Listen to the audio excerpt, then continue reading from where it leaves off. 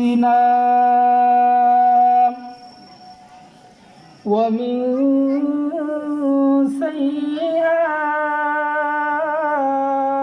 سيئات أعمالنا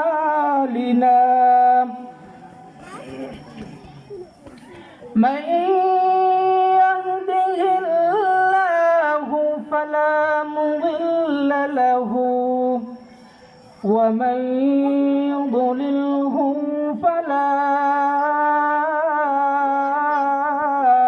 هادي له ونشهد أن لا إله إلا الله وحده لا شريك له وأشهد أن محمدًا عبده ورسوله الذي أرسله الله تعالى بالحق بشيرًا ونذيرًا وداعيا إلى الله بإذنه وسراجا منيرا أما بعد فأعوذ بالله من الشيطان الرجيم بسم الله الرحمن الرحيم أفحسبتم أنما خلقناكم عبثا وأنكم إلينا لا ترجعون وقال رسول الله صلى الله عليه وسلم بلغوا عني ولو آية بارك الله لنا ولكم في القرآن العظيم ونفعنا وإياه بالآيات والذكر الحكيم সকলে মহব্বতের সাথে দুরূদ শরীফ পড়ি আল্লাহুম্মা সাল্লি আলা মুহাম্মাদিন ওয়া আলা আলি মুহাম্মাদ কামা সাল্লাইতা আলা ইব্রাহিম ওয়া আলা আলি ইব্রাহিম ইন্নাকা হামিদুম মাজিদ اللهم بارك على محمد وعلى آل محمد كما باركت على إبراهيم وعلى آل إبراهيم إنك حميد مجيد محمد نے آکر کفر کو مٹھایا کفر کو مٹھا کر صداقت کو بتایا بلغ العلا بکمالہ کشف الدجى بجمالہ حسنت جميع خصاله صلوا عليه وآله اور اغفل توفل نہیں ہے جس فل میں بو نہیں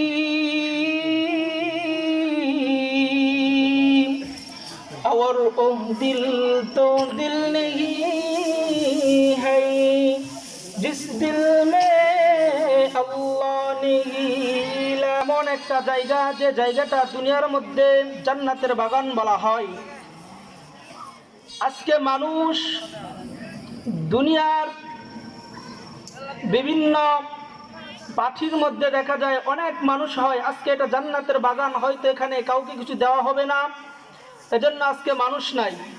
অনেক জায়গার মধ্যে অনেক মিটিং হচ্ছে, অনেক কিছু হচ্ছে, যে দেখেন মানুষের কোনো অভাব নাই। আসলে এটাই একটা আল্লাহ তাআলার পরীক্ষা। আল্লাহ তাআলা তো কোরআনের মধ্যে বলেও দিয়েছেন, وَلَقَدْ كَرَّمْنَا بَنِي آدَمَ وَحَمَلْنَاهُمْ فِي الْبَرِّ وَالْبَحْرِ وَرَزَقْنَاهُمْ مِنَ الطَّيِّبَاتِ وَفَضَّلْنَاهُمْ عَلَى كَثِيرٍ مِّمَّنْ خَلَقْنَا تَفْضِيلًا। আল্লাহ তাআলা বলেন, ওয়ালাকাদ কাররামনা বানি আদম। আল্লাহ তাআলা রব্বুল আলামিন বলেন, আমি আদম সন্তানকে সবচাইতে বেশি সম্মানিত বানিয়েছি। জলে স্থলে যানবাহনের ব্যবস্থা করে দিয়েছি। আমি আল্লাহ তাআলা রব্বুল আলামিন তাদেরকে সুন্দর করে বানিয়েছি এবং তাদেরকে সৌন্দর্য এবং রিজিকের ব্যবস্থা করে দিয়েছি এবং তাদেরকে ক্ষমতা দান করেছি। এই সবগুলো হলো আল্লাহ তাআলা দিয়েছেন পরীক্ষা করার জন্য। তো আল্লাহ তাআলা রব্বুল আলামিন বলেন, আমি আল্লাহ তাআলা রব্বুল আলামিন পরীক্ষা করার জন্য তোমাদেরকে দুনিয়ার মধ্যে পাঠিয়েছি, আমি আল্লাহ তাআলার গোলামি করার জন্য। এজন্যই আল্লাহ তাআলা রব্বুল আলামিন বলেন, ওয়ালাকাদ কাররামনা বানি আদম। হে আদম সন্তান, তোমরা কি মনে করেছ এই দুনিয়ায় তোমাদের শেষ জীবন? না, এটা কখনোই না। আজকে তুমি ক্ষমতার লোভে পড়ে আমি আল্লাহকে ভুলে যাও, তোমার নেতাকে ভালোবেসে তুমি নেতার পিছনে দৌড়াও।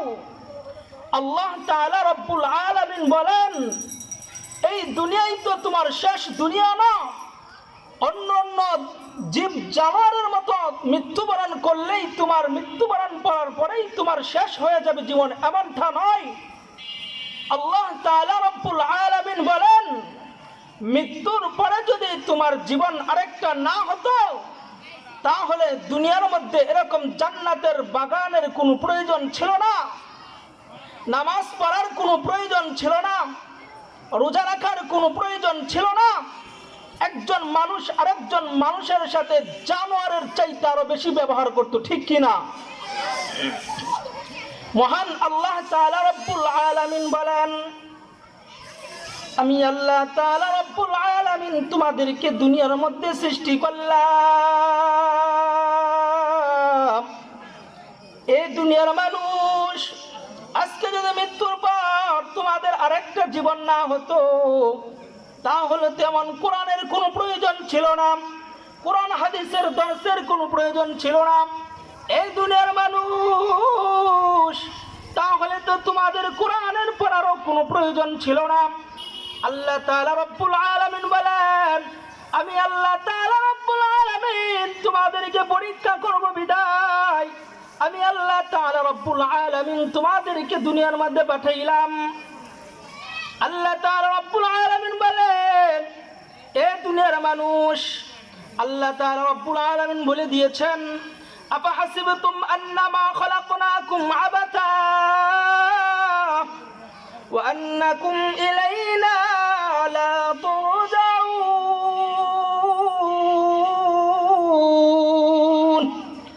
আল্লাহ তাআলা রব্বুল আলামিন বলেন, আমি আল্লাহ তাআলা রব্বুল আলামিনের কাছে আবার তোমাদেরকে ফিরে আসতে হবে। তোমরা কি মনে করেছো আমার কাছে ফিরে আসবে না? আল্লাহ তাআলা রব্বুল আলামিন বলেন, এরে নবীর উম্মতের দল, তোমরা যে মনে করতেছো আমি আল্লাহ তাআলার কাছে ফিরে আসবে না, এটা কখনোই ভাবিও না। দুনিয়া, এরে বান্দা, এই দুনিয়ার মধ্যে তুমি যতই জীবন যাপন করো না কেন, যত সুখ শান্তিতেই থাকো না কেন, এই দুনিয়ার মধ্যে তুমি থাকতে পারবে না একমাত্র যদি বান্দা তুমি দুনিয়ার মধ্যে আমল করো। বান্দা, ওই আমল তোমাকে জান্নাতে নিয়ে যেতে পারবে, এর ছাড়া আর কোনো দুনিয়ার কোনো বস্তু তোমাকে জান্নাতে নিয়ে যেতে পারবে না। এজন্যই আল্লাহ তাআলা রব্বুল আলামিন কোরআনের মধ্যে বলেন, এরে ভাই, কাল কিয়ামতের ময়দানে আল্লাহ তাআলা রব্বুল আলামিন বলবে, এরে ভাই তুমি মাত্র নামাজ পড়বা, তুমি মাত্র মনে করেছ যে নামাজের হিসাব হবে না, তুমি যে নামাজটা পড়লা, তুমি যে নামাজটা পড়বা, ওই নামাজের কিন্তু ওজন করা হবে। এরে নবীর উম্মতের দল, আমি যে আজকে ওই নামাজটা পড়লাম, আমি যে আপনাদের সামনে কথাগুলো বলতেছি, ওই প্রত্যেকটা কথা কিন্তু ওজন হবে। এরে বান্দা, আমার কথাগুলোর মধ্যে যদি আমার ভিতরে যদি আমল না থাকে বান্দা, ওই কথাদের আপনাদের কোনো ফায়দা হবে না। এরে নবীর উম্মতের দল, এই জন্যই আল্লাহ তাআলা রব্বুল আলামিন বলে, তুমি নামাজ পড়লা, রোজা রাখলা, তোমার আমল শুধুমাত্র গণনা হবে, এটাই কিন্তু শেষ না। এরে নবীর উম্মতের দল, এরে ভাই, আজকে দুনিয়ার মধ্যে মানুষ, এই এলাকার মধ্যে কি আর কোনো মানুষ নাই? আজকে জান্নাতের বাগান হচ্ছে, ওই জান্নাতের বাগানের মধ্যে মানুষ নাই। আল্লাহ রব্বুল আলামিন কাল কিয়ামতের ময়দানে ধরবে, তোমার অঞ্চলে, তোমার এলাকার ভিতরে কি কোনো মানুষ ছিল না যে এমন একটা কোরআনের বাগান তৈরি করেছিল? এর নবীর উম্মতের দল, আল্লাহ তাআলা রব্বুল আলামিনকে যদি বলো, আল্লাহ এমনটা কোনো ব্যবস্থা ছিল না, তাহলে তুমি বেঁচে যেতে পারো। কিন্তু আজকে প্রত্যেকটা মহল্লা মহল্লায় এমন কোরআনের আলোচনা হচ্ছে, অনেক বড় বড় উলামায়ে কেরাম আলোচনা করে, কিন্তু তুমি বাড়ির মধ্যে বসে থাকো, বলে গেলে কি হবে, মাইকে তো শোনা যায়। এরে নবীর উম্মতের দল, আল্লাহ তাআলা রব্বুল আলামিন বলে, বান্দা, ওই জান্নাতের বাগানের মধ্যে যদি যাও, ওই জান্নাতের বাগানে যা দেখবা উলামায়ে কেরাম কথা বলে, এরে বান্দা, এই কথাগুলো যদি তুমি শোনো, বান্দা, তুমি শোনার সাথে সাথে আল্লাহ তাআলা তোমার অন্তরটাকে নরম করিয়া দিবে। আর যদি তুমি একটা কথা যদি মানতে পারো বান্দা, তাহলে আমি আল্লাহ তাআলা রব্বুল আলামিন হতে পারে ওই কথার উসিলা, আমি আল্লাহ তাআলা রব্বুল আলামিন তোমাকে মাফ করিয়া দিব। এরে নবীর উম্মতের দল, এজন্যই বলি বান্দা, আমলকে ওজন করতে হলে শর্ত হলো দুইটা। কয়টা? আওয়াজ দিয়ে বলুন, কয়টা শর্ত? আর একটু আওয়াজ দেন, কয়টা শর্ত? আপনারা যদি আওয়াজ না দেন তাহলে তো বাহির থেকে মনে করবে মনে হয় মানুষ নাই। তো তাকবীর থাকবে, জোরে বলেন ঠিক কি না? আবার আমরা একটা জোরে আওয়াজ দেব না, রে তাকবীর। সম্মানিত মুসলিম কেরাম, আল্লাহ তাআলা রব্বুল আলামিন বলেন, আমল ওজন করার জন্য দুইটা শর্ত। কয়টা শর্ত? আওয়াজ দিয়ে বলুন, কয়টা শর্ত? আমল ওজন করার জন্য দুইটা শর্ত। এক নাম্বার শর্ত হলো ঈমান। এরে বান্দা, আপনার ঈমান যদি দুর্বল হয়, এরে বান্দা, আপনার যদি কুফর শিরকের সাথে জড়িত থাকেন, তাহলে আপনার ঈমান ওজন হবে না। আজকে আমাদের ঈমান দুর্বল, আজকে আমাদের ঈমান দুর্বল থাকার কারণে কিছু সংখ্যক নাস্তিক বেঈমান আর তাম পৃথিবীর মধ্যে আড়াই কোটিরও বেশি মুসলমান থাকার পরেও, কোটি কোটি মুসলমান থাকার পরেও কেন আমরা আজকে নাস্তিক বেঈমানের সামনে মাথা নত করে চলতে হয়? তার এক নম্বর কারণ হলো আমাদের ঈমান দুর্বল। আজকে আমাদের ঈমান দুর্বল থাকার কারণে নাস্তিক বেঈমানেরা আমাদের উপরে চোখ রাঙিয়ে কথা বলে, ঠিক কি না? অতএব আমরা নাস্তিক বেঈমানদেরকে বুঝিয়ে দিতে চাই, এ মুসলমান, আপনারা কি শুনেন নাই? এই তো 1-2 বছর আগে ভারতের একটা মেয়ে মুস্কান নামক, যে তাম পৃথিবীকে কাঁপিয়ে দিয়েছিল আল্লাহু আকবারের তাকবীরে, ওই সমস্ত নাস্তিক বেঈমানের অন্তরের মধ্যে কম্পন সৃষ্টি হয়ে গিয়েছিল। জোরে বলেন ঠিক কি না? অতএব মুসলমানের নারে তাকবীর আওয়াজ হবে এবং আশপাশে যত শয়তান থাকবে এগুলো আল্লাহু আকবারের আওয়াজ শুনে দূরে চলে যাবে, ঠিক কি না? অতএব নবীর উম্মতের দল, আজকে আমাদের কেমন ঈমান আর সাহাবায়ে কেরামের জামানায় তাদের ঈমান কেমন ছিল, ছোট্ট একটা ঘটনা আপনাদেরকে শোনাই।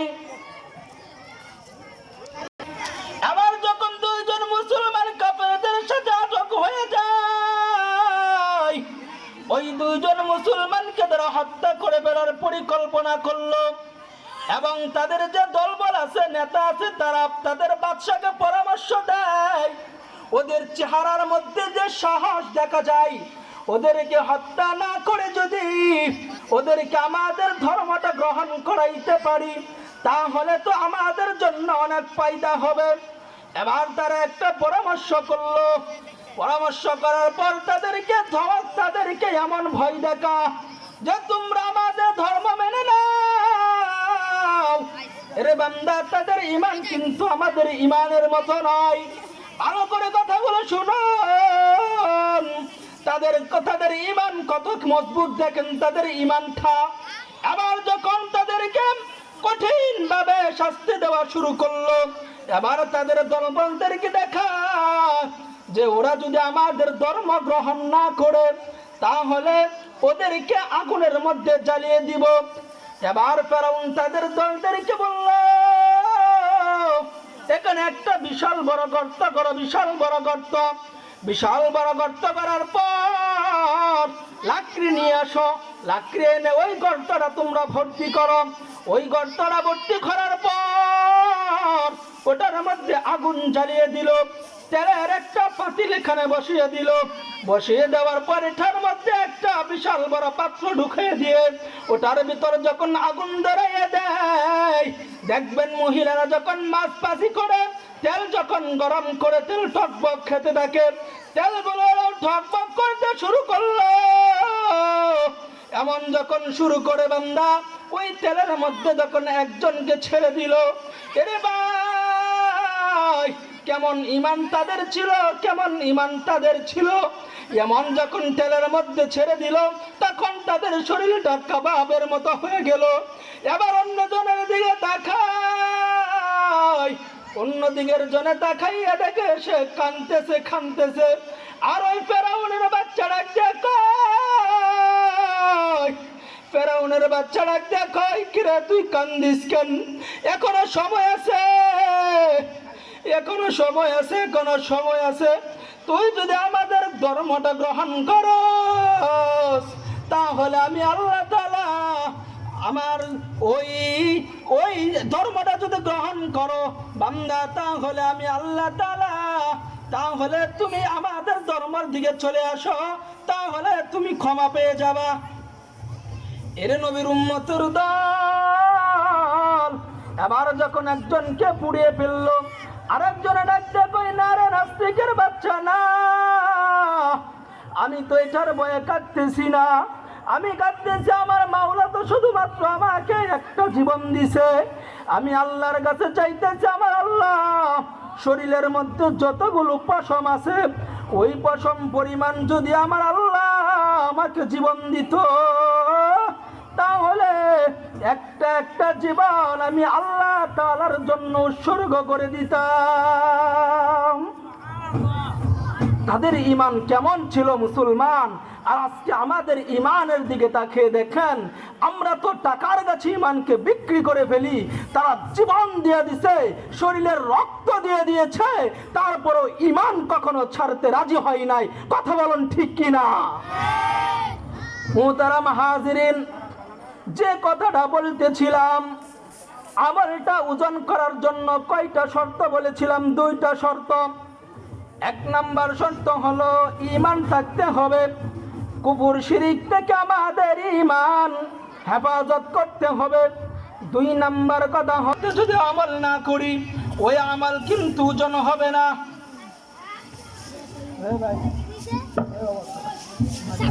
বুজুর্গ অনেক বড় বড় আল্লাহওয়ালা জাহান্নামে চলে যাবে, অনেক বড় বড় সাইকুল হাদিস জাহান্নামে চলে যাবে, অনেক বড় ক্ষমতাওয়ালা জাহান্নামে চলে যাবে। কেন চলে যাবে জানেন? তারা যে হাদিস পড়াইতো, তারা যে আলেম হয়েছে, তারা যে বক্তাগিরি করেছে, এটা তো আল্লাহর জন্য করে নাই, ইখলাসের সাথে করে নাই, দুনিয়ার মধ্যে নাম পাঠানোর জন্য করেছে। এই জন্য তাদেরকে আল্লাহ তাআলা জাহান্নামে দিয়ে দিবে, ঠিক কি না? এজন্যই আমরা যে আমলটা করব, বান্দা আলামিন আমাদেরকে দুনিয়ার মধ্যে পাঠিয়েছেন আল্লাহ তাআলার গোলামি করার জন্য। যে আল্লাহ তাআলার গোলামি করব, দুনিয়ার মধ্যে আর কারো গোলামি করব না।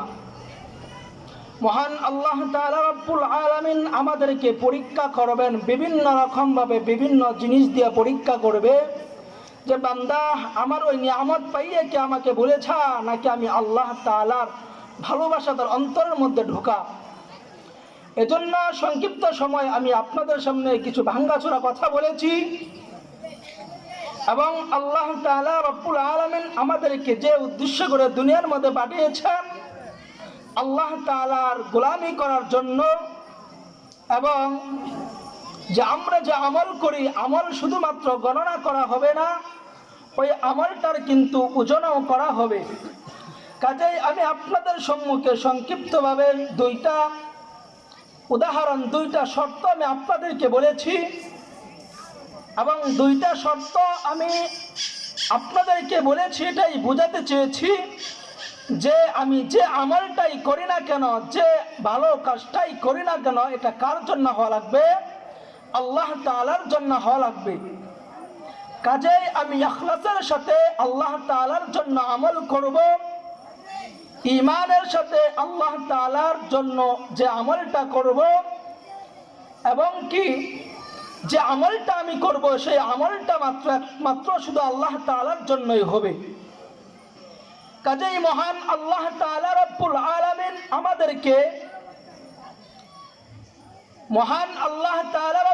আলামিন আমাদেরকে ওই জান্নাতের বাগানের মধ্যে এনেছেন এবং এখানে এসে বসার তৌফিক আল্লাহ তাআলা সবাইকে দেন নাই। আমি মনে করি এখানে যারা এসেছে এরাই হয়তো ভাগ্যবান। আল্লাহ তাআলা রব্বুল আলামিন কুরআনের মধ্যে বলেছেন, আফা হাসিবতুম আন্নামা খালাকনাকুম আবাসা ওয়া আন্নাকুম ইলাইনা লা তুরজাউন।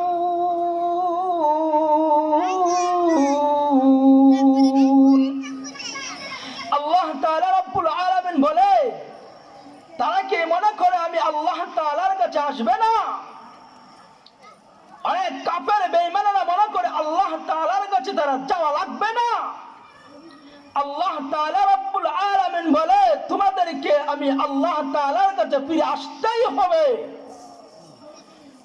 আমি আল্লাহ তাআলা তো তোমাদেরকে সৃষ্টি করেছি, আমি আল্লাহ তাআলা তোমাদেরকে যে কত বড় বড় নিয়ামত দান করেছি, ওই নিয়ামতগুলো তো টাকা দিয়ে কিনা লাগে নাই। আমি আল্লাহ তাআলা তোমাদের উপর ইহসান করেছি, ইহসান। অতএব বান্দা, আমি আল্লাহ তাআলা যেমন ভাবে তোমাদের উপর ইহসান করেছি, তোমরাও একে অপরের উপর ইহসান করো। বান্দা, ইহসান যদি না করতে পারো, কমপক্ষে হলেও তোমরা ইনসাফ করো, ইনসাফ। আল্লাহ রাব্বুল আলামিন বলে, বান্দা, আমি আল্লাহ তাআলা রাব্বুল আলামিন তোমাকে দুইটা হাত দিয়েছি। রে বান্দা, দুইটা হাত না দিয়ে আমি আল্লাহ তোমাকে একটা হাত দিতে পারতাম। রে বান্দা, একটা হাত দিয়েও তো চলা যায়। রে বান্দা, একটা চক্ষু দিয়েও তো চলা যায়। রে বান্দা, আমি আল্লাহ তাআলা তোমাদের উপর ইহসান করেছি, ইহসান। রে বান্দা, আমি আল্লাহ তাআলা কত মানুষকে পাও নাই পাও ভেঙে ঘরের মধ্যে ফেলে রেখেছি। আমি আল্লাহ তাআলা তো তোমাকে দুইটা পা দিয়েছি বান্দা, ওই পা দিয়ে তুমি কোরআনের কথা শুনবা বান্দা, কোরআনের আলোচনা শুনবা। রে বান্দা, আর ওই কোরআনের আলোচনা শোনার পর রে বান্দা, তুমি যদি মৃত্যুবরণ করো, রে বান্দা, তুমি যদি কোরআনের কথা শুনে যদি বাসায় যাও, আর যদি রাস্তায় কোনো দুর্ঘটনা হয়ে মারা যাও, রে বান্দা, তাহলে তুমি শহীদের মর্যাদা পাইবা। রে বান্দা, মৃত্যুর পর আমি আল্লাহ তাআলা চাইলে তোমাকে জান্নাত দিয়ে দিব। অতএব বান্দা, আমরা আল্লাহ তাআলা রব্বুল আলামিনের গোলামি করব, আর আল্লাহ তাআলা রব্বুল আলামিন আমাদেরকে যে নিয়ামতগুলো দিয়েছে ওই নিয়ামতগুলো আমরা ভোগ করব এবং শুকরিয়া আদায় করতে রাজি আছি তো ইনশাআল্লাহ। এজন্য আজকে দেখা যায় কি মুসলমানদের ঈমানকে ধ্বংস করার জন্য, মুসলমানদের আমলকে বরবাদ করার জন্য আজকে নাস্তিক বেঈমানেরা মুসলমানের পিছনে লেগেছে যে ওই মুসলমানদেরকে যদি ধ্বংস করা যায় তাহলে আজকে ফিলিস্তিনের দিকে দেখান, আজকে ফিলিস্তিনের মা বোনদেরকে কেমন ভাবে হত্যা করতেছে। আপনি বাংলাদেশের মধ্যে বসে বসে মনে করতেছেন তাদেরকে মারতেছে, আমাদেরকে তো কিছু করে না। খোদার কসম, টার্গেট শুধু ফিলিস্তিন না, টার্গেট গোটা বিশ্বের মুসলমান, ঠিক কিনা? আরে মুসলমান, টার্গেট পুরো বিশ্বের মুসলমান। কাজেই যদি মুসলমান সতর্ক না হও, যেমন ভাবে ওই ফিলিস্তিন আমার মা বোনদের উপর যেমন ভাবে বোমা নিক্ষেপ করে বিভিন্ন রকমের আক্রমণ করে, সেই আক্রমণ কিন্তু আমাদের উপরও করবে। কথা বলেন ঠিক কিনা? কাজেই মুসলমান কাফের বেঈমানের হাতে, কাফের বেঈমানের সামনে আমরা কখনোই মাথা নত করব না। আমরা তো সেই আল্লাহ তাআলার গোলাম, যে আল্লাহ তাআলা আমাদেরকে সৃষ্টি করেছেন, যে আল্লাহু আকবার তরিতে কাফের বেঈমান নাস্তিক ওই সমস্ত ইসরায়েলি ইহুদির দালালেরা পালাতে বাধ্য হবে, পালাতে বাধ্য হবে। কথা বলেন ঠিক কিনা? অতএব মুসলমান আমাদের ঈমানকে মজবুত করতে হবে।